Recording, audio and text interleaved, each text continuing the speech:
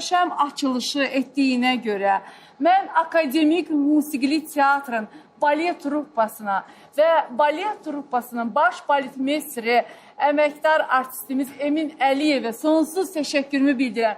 Və sizə uşaqlar, mənim əzizlərim, çox sağ olun, mükəmməl idiniz.